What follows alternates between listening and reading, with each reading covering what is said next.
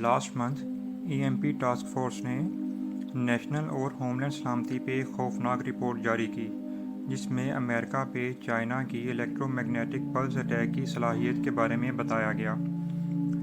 Task force के executive director doctor Peter प्राय के मुताबिक अब चाइना के पास सुपर EMP वेपन्स हैं और वो खुद को EMP वेपन्स से बचाना भी जानता है। यहाँ तक कि चाइना पहला स्ट्राइक अटैक करने के लिए प्रोटोकॉल भी तैयार कर चुका है। उनका कहना था कि चाइना बेशक जितना भी इनकार करता रहे, लेकिन वो ऐसा कभी भी कर सकता है।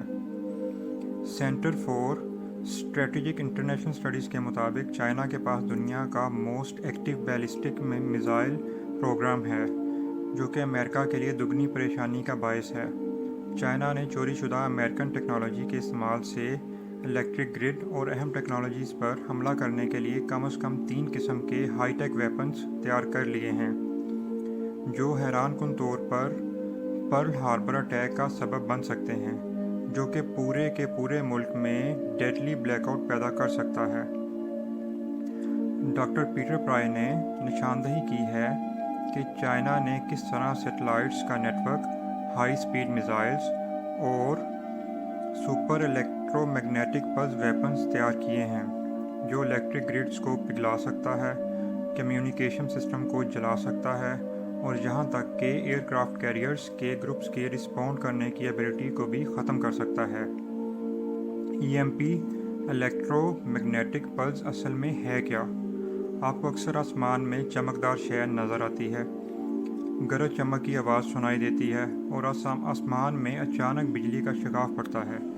बिजली से चलने वाली आग नज़र आती है और फिर अचानक लाइट बंद हो जाती है और अक्सर कंप्यूटर जल जाते हैं। ये सब इलेक्ट्रोमैग्नेटिक पल्स की एक झलक है।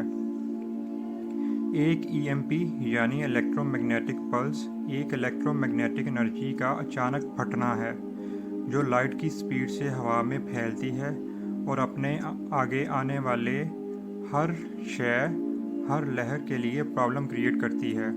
ये कुदरती असरात जैसे बिजली या शमसी तूफ़ान की वजह से हो सकता है।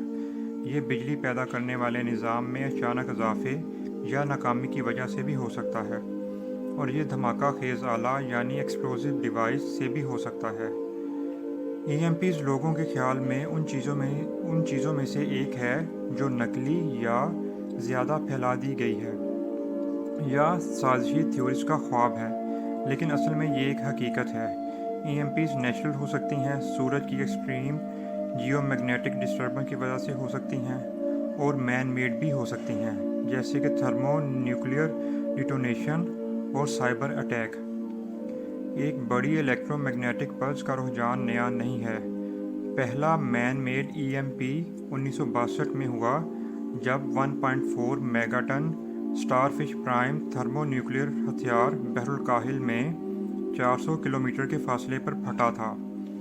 ये 100 गुना बड़ा था जो हिरोशिमा में फेंका गया था, और इससे स्टारफिश प्राइम के रिजल्ट में जो इलेक्ट्रोमैग्नेटिक पल्स पैदा हुई, उसने 900 मील दूर हवाई में इलेक्ट्रिक सिस्टम डैमेज किया, 300 स्ट्रीट लाइट्स हिला दी और टेलीफोन का माइक्रोवेव लिंक बंद हो गया, और ये सब 900 मील दूरी से हुआ था।